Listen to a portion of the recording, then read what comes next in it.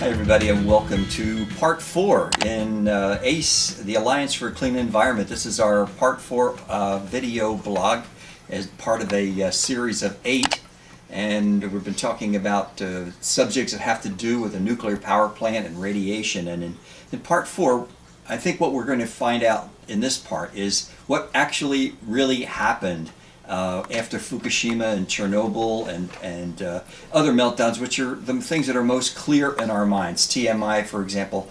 With me is Donna Cuthbert from ACE, the Alliance for a Clean Environment.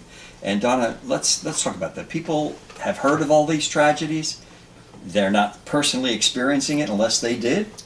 But there's been a cover-up, in your opinion? Huge cover-up. Okay. Huge cover-up, and they hide data. They've lied about the radiation exposures and what really happened to people. And what we've done, Nick, in this series, the part 4, is we've summarized investigative reports, books, and news releases. And we've tried to give people an idea. So on our blog will be more detailed information than what we'll get into as we discuss this. But briefly, for example, the independent experts estimate, based on the amount of radiation that's been released from Fukushima, there'll be over 1 million excess cancers by the time it's Beyond the normal rate of beyond cancers, the normal rate a of million cancer. more. Over 1 million more, Okay. because they're estimated on the amount of radiation that's been released. For Chernobyl, there's been now, they've estimated 1.5 million deaths, excess deaths, by 2011. In 2011, scientists have estimated that. And the best way to find out what really went on at Chernobyl, there's a book called Consequences to People and the Environment from the New York Academy of Sciences. There, you can go online still and get it. So it's fascinating. But after Chernobyl, look at all the medical conditions that increased, because not just, cancer. I mean, cancer's one thing, but look at, it affected every part of the body, as we said. All these different parts of the body and all these body systems, and the people and the children were certainly, there's empirical evidence to show children have been really impacted by that, including going to Cuba. 25,000 kids were treated in Cuba for cancers that they had. It's really sad. So other than Chernobyl, we know 3 Mile Island here in the United States, that was a big deal. Oh yes, that was a big deal, but you'll hear no problem, nobody got sick, nothing happened. The fact of the matter is there's a book out about that too, called Deadly Deceit, Low-Level Radiation and High-Level Cover-Up, by 2 really wonderful experts who say there were 50 to 100,000 excess deaths that occurred after that, and infant deaths soared, and birth defects were far higher. So those were some of the things that we know about. But we have been told many times that there's no danger to the public, or the risk was minimal as a result of the meltdown. They found out these things soon and were able to stop it. But obviously that's not the total truth. That's not the truth at all. That's not the truth at all. In fact, there's nobody that can even tell for sure how much radiation was released, because most of the monitors were turned off in the downwind direction for radiation monitors. That's the kind of things they do to be able to claim no harm. And to talk about, we've got to dispel this cover-up, this horrifying cover-up that's going on about Fukushima. Here we have the most apocalyptic disaster in the history of mankind, with 3 meltdowns, radiation released estimated to be 20 times Chernobyl, and you've got the agencies coming out and saying they're lying about the data, they're lying about everything, and it's really hurting people. That's the problem, because the more they lie about it, look at this. Radiation was detected over 11,500 square miles away. 4,500 square miles exceeded Japan's already way too high allowable radiation standards, and there's a 310 square mile evacuation zone, and there you've got Fukushima that refusing to evacuate people beyond 12 miles. Right. So that shows you what kind of harm their people are in that close, and that shows you what would happen to us. NRC's refusing to expand our evacuation zone beyond 10 miles. What does that mean when there's a 310 square mile dead zone? I mean, think about that. Well, I mean, it's amazing when you think about it, because I would assume that in Japan they have similar agencies like the NRC here, which are they're supposed to be in place to protect us. And you would think that they would err on the side of caution rather than on the side, well, you know, the chances of anything happening are so slim that we don't even need to worry about evacuations. Well, No, they've made fatal mistakes by not moving people out of those evacuation zones. And I mean, time is really going to show up. But you know, here's an example of what they did. They didn't tell the truth about even having 3 meltdowns until 2 months after the meltdown started. I mean, so all that time, people were in all this radiation, not even taking. The problem was the people weren't even at what gave up wearing their masks and all the things they were doing because they kept being told everything's fine, everything's fine. And that's the kind of thing that needs to be stopped. There's actually large numbers of Japanese people now accumulating significant amounts of radiation in their bodies, and the doctors that are treating the people from Fukushima are being told that they can't tell the people that it's from the radiation that's been and at risk of losing their having their licenses revoked. Well, it's possible too. I mean, radiation is not limited by 10 miles, 20 miles, 15 miles, or a few thousand miles, but it's also probably not limited to the generation that has been exactly exposed to it.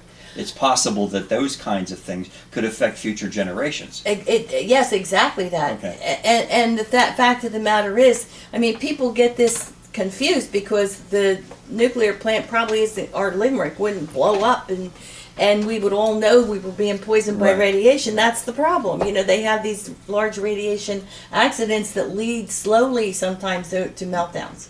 And so all the time that's going on, the public isn't told the truth, and they what they do, they played numbers games. They've refused to expand the evacuation zone, unnecessarily jeopardizing the health of millions of people in Japan. And we would have the same thing here, and that's why we have to fight to make that different, right? Well, first of all, to help to get people to understand what goes on, and that's what we hope the details in our blog are going to do. You were talking about it, the spreading. Right. Well, within a few days, these meltdowns from Japan, there were radioactive plumes that start spreading across the United States. And I remember reading about that. Sure, of course. And it was actually, the radiation was confirmed to be sometimes at high levels in the U.S. and Canada. And what did we do? We turned off our radiation monitoring when we started to find out about that. So that's a really terrible thing. There was a study done, though, where they found 14,000 additional U.S. deaths identified from the CDC data on 122 cities in the U.S. And also infant deaths 10 weeks after the radioactive plumes crossed the United States were far higher in the places they looked. So, I mean, there is all this evidence. And here's the reason. If you wonder why this happens, it's, for example, in Fukushima, they're saying nobody died from this. That, no deaths, no harm, whatever. Yet, their own government actually approved 573 deaths from 13 prefectures related to Fukushima. Even though they said there were no deaths. They said there were no deaths. They actually certified. But there were 634,000 deaths that were submitted to have screening done. And why do they want to not tell the truth about this? Well, there's a financial incentive, because in Japan, especially if it's a breadwinner, they can avoid payouts if they don't link these deaths to. That's part of the problem. Well, that was my next thing to think about. I mean, we're looking at an event that takes place and you see there's an immediate effect. but what's the after effects? People's jobs are lost, businesses close, Oh, yeah. hospitals get overwhelmed, health costs go up, you Oh, don't have incomes. absolutely.